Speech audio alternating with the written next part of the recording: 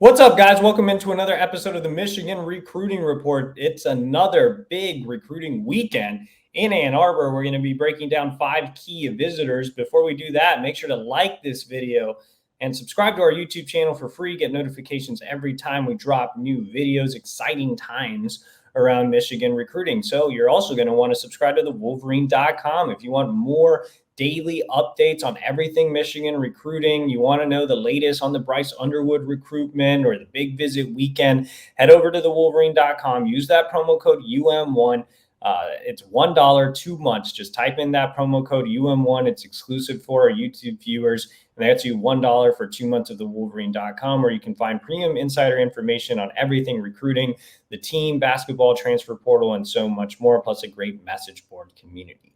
All right, guys, like I said, we are going to be breaking down 5 key recruits visiting Michigan this weekend. For the full visitors list, head over to the Wolverine.com. But let's go ahead and start off at quarterback. And no, we're not talking Bryce Underwood. We are talking Brady Hart, Michigan's top 100 quarterback commit in the 2026 recruiting class, is coming in for another visit. Hart was just on campus for the game against Minnesota last month, so he's set to come back to see this one against Oregon, and he is super excited to kind of return home, get a chance to recruit some of the 26 guys on campus. I mean, Hart has been a vocal leader for Michigan on the recruiting trail. He was instrumental in helping land recent wide receiver commit Jalen Pyle. He's been working on other highly touted guys like Javen Osborne. So there are a lot of 26 recruits coming in this weekend. Brady Hart is going to have his recruiting hat on. And look, I know a lot of the focus here the last 48 hours has been on Bryce Underwood in the 25 class. But don't forget, Michigan already has a top 100 guy committed in 26 in Brady Hart. And Hart is phenomenal. I think he's a 5-star level player. He has all the tools, all the goods to be an immediate impact player at Michigan. Has a great combination of a high floor, high ceiling. I think he has a lot of traits off the field that he shares with J.J. McCarthy. He's that type of leader, that type of kid that others gravitate towards. So, yeah, I think that a lot of fans have kind of forgotten you just landed an elite quarterback, in the summer in Brady Hart, and you should be happy he's coming in for the 26 class. I know Michigan fans want an immediate solution, and Hart can't necessarily offer that since he's still a high school junior, but you should be excited for the future under Hart, and he is still completely solid to Michigan. All right, let's stick in the 2026 class and talk about a guy that Hart is going to be recruiting hard this weekend. And that is top 100 running back Javen Osborne out of my home state of Texas. Now, we've talked a lot about Javen Hyder. I feel like I write about Javen Hyder all the time.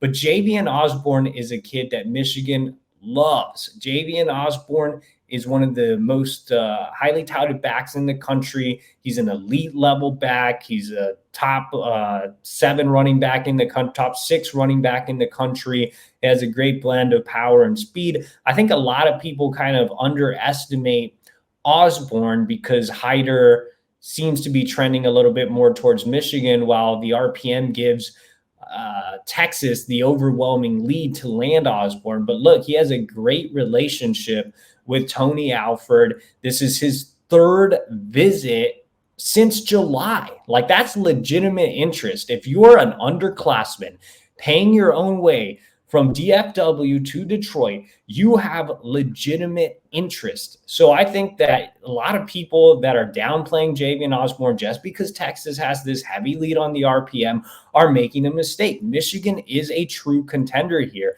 We should be talking about Javen Osborne as much as we talk about Javen Hyder. I mean, I really do believe that Michigan is in that top 2. If any school can beat Texas, I think it's Michigan in this race. I also think it'll be great to have Brady Hart recruiting Osborne this weekend.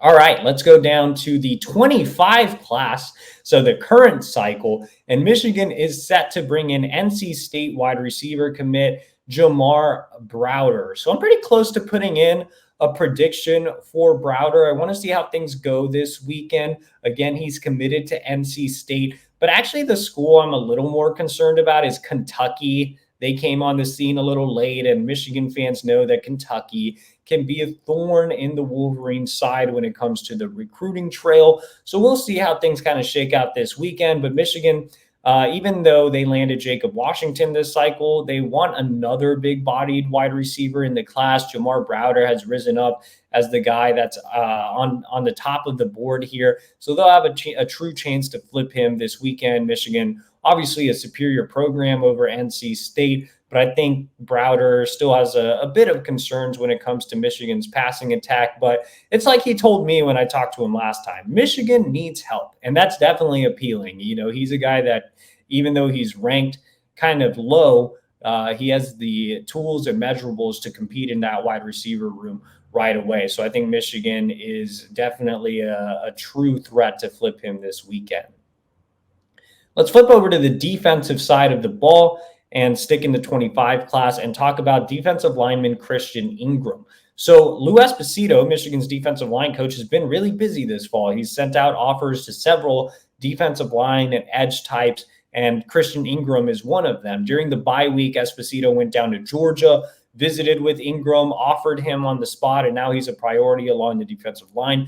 Big, intriguing kid at 6'5.5", 280 pounds. I think he's a kid that plays that 3 tech and is super athletic, or the 4-eye. So yeah, I mean, he could play at around 300 or over 300 pounds. So I think Chris Jenkins is super intriguing. Georgia's the leader on the On3 recruiting prediction machine, but it's kind of iffy if the Bulldogs are pushing or not. And if they don't, I think this recruitment is open. There are some other SEC schools involved, like South Carolina, Vandy, and our favorite school, Kentucky.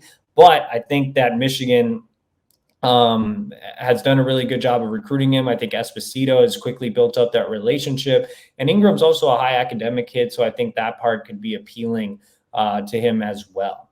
All right, let's stick in the 25 class and talk about another late riser, and that is Cameron White, linebacker out of Florida, currently committed to UCF. So Michigan has invested a lot in the recruitment of Nathaniel Owusu-Boateng, but that one still hasn't had a lot of movement here lately. So Michigan's looking at some other options, including Cameron White. White is one of the first kids that Brian Jean Mary really reached out to this fall. They liked what they've seen from him on tape. UCF is the home state school, but Michigan, again, a superior program. White has talked a lot about his strong relationship with Jean Mary, who's also from the state of Florida, and just Michigan's tradition of linebacker play. I think White is a kid that absolutely no Michigan fans seem to be talking about, but he is a very realistic flip this cycle, and I think we'll learn a lot more after this weekend. All right, guys, so those are 5 key visitors coming in for the game against Oregon. There are plenty more other highly touted recruits coming in. So head over to thewolverine.com for your full visitors list. Remember to use that promo code UM1. That's $1 for 2 months over at thewolverine.com for everything going into this weekend, as well as all your Bryce Underwood coverage and, of course, game coverage. And also like this video, subscribe to our YouTube channel, and we will see you next week.